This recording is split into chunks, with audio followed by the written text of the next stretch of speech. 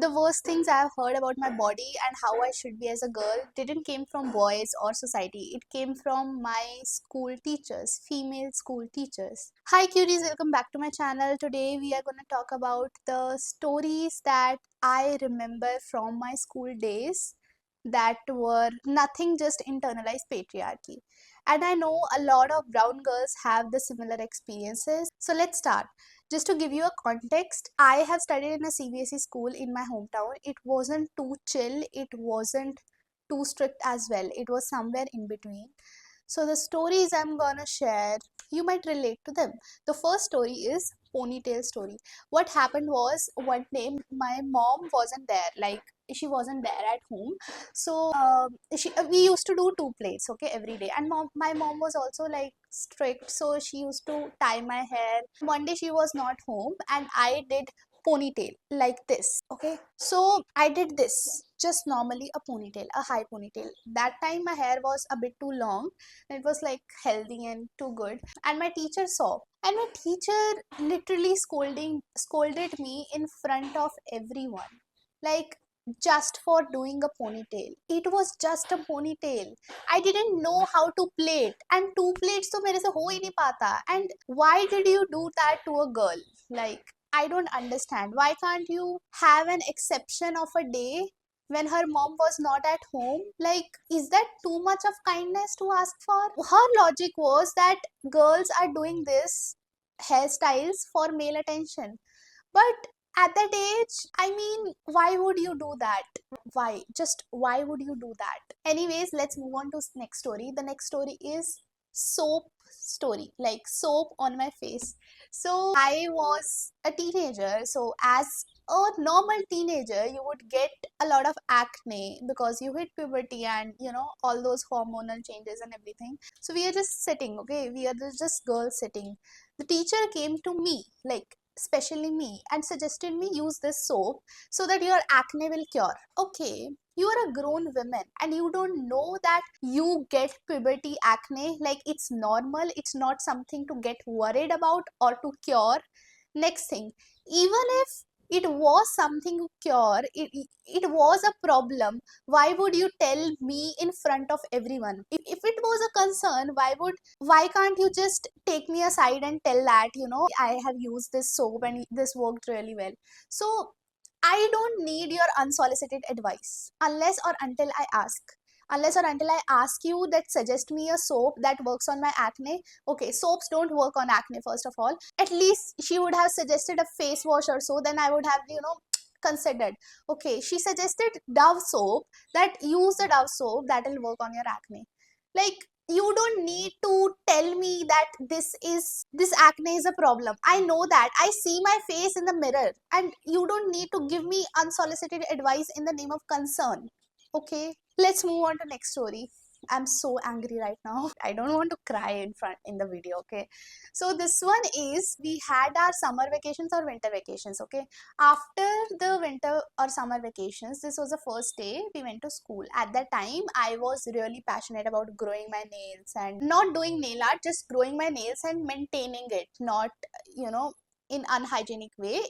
The first day after the holidays, my nails I forgot to cut, and the teacher literally slapped me. Like, it hurts to think about that. Like, why would you do that? Girl just forgot to cut her nails. I don't understand. What do they get by doing all of this? By policing, by like moral policing and controlling girls? Is it discipline? No, it's just control. Anyways, next story. This is so interesting, okay? I also posted a reel about it. So if you are coming from Instagram, you might have watched that. I posted a long ago. But anyways, I'm going to tell this story again. So our school was on first and second floor. And the second floor pe na, there was a grill-like structure. Grill means like iron rods in lines. So that area was a grill in the corridor. It is in the middle of the corridor, and you have to pass that grill to go to the first floor, and you have to pass that grill to come up as well. So what happened is, one day our teacher calls the girls only who were wearing skirts, and she takes us to the room to a different room to talk about something, and she tells that you should wear shorts under your skirts, and which was very obvious. Like, we obviously wear shorts. Like, who wears skirts without shorts? Like, it's common sense, right? But then she goes like, and you should not cross that grill from above. So the grill had a little side spaces, okay? So she told you have to cross from the side spaces, not over the grill. And I was skinny, so I didn't had any issue crossing that, but not every girl is skinny. A lot of girls in school had an issue crossing from that small part of the grill. The reason, listen to the reason. The reason was, few guys have figured out a spot in first floor, and they look upwards, and they see the girls walking through that grill, and they sexualize the girls. They see it as fun. Can you imagine that? And the reaction was not to teach boys, not to suspend them, not to inform their parents, but to control girls. Some people will say precaution is better than cure. Fuck off.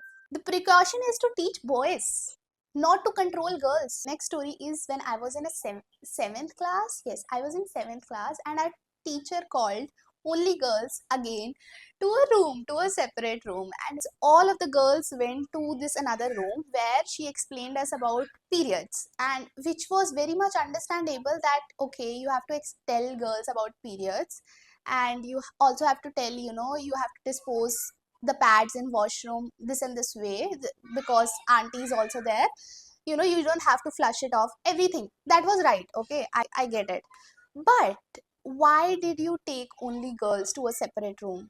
Don't boys deserve to know that what happens, what are periods? Because they might have sisters, they might have mothers, they will have girlfriends or wives in future.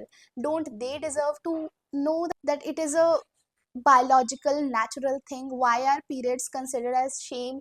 Why are you not talking in front of boys about periods? It was a big taboo back then, and it still is in many schools. I don't blame the teacher because I really like that teacher, but I just blame the system that taught her to do this. Could have been handled way better, having a separate class where everything about periods was explained to girls and even boys, so that everyone would know. At least everything that I've shared until now is just internalized patriarchy. It's just control how you walk, what you wear, your body, your voice, how you sit, everything. It's just control. It's not about values, it's not about discipline, it is controlling girls. Instead of teaching boys to respect girls, they teach girls to shrink themselves, and that's something I refuse to carry forward. Like, all this while these things were happening, every time I would think about it, I will be like, if I become a teacher someday, this is not what I'm doing, this is not what I'm doing. Like, I would make a list of things that I would not do as a teacher, because at that time I wanted to become a teacher. Anyways, the point is not that. The point is, this needs to be stopped, and we as girls need to talk more about it, how it has impacted our self-esteem, our body image, and we need to stop this. If you have ever been shamed in school, share your story in comments, because I know you have. I know I'm not alone. I can't be alone in this world facing this. So yes, share your story so that I don't feel alone. Thank you for listening to the end. And if you are till end, please make sure you like, subscribe, and share to your school girl friends. And bye. See you in the next one. Love you.